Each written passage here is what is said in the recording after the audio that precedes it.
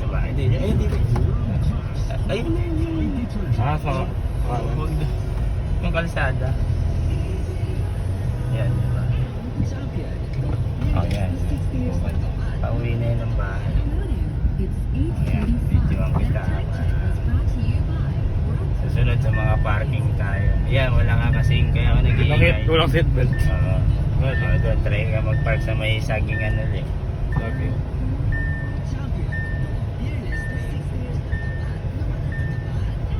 Okay. Gagawin pre. O sige, park mo maayos. Pwede lang. Gilid.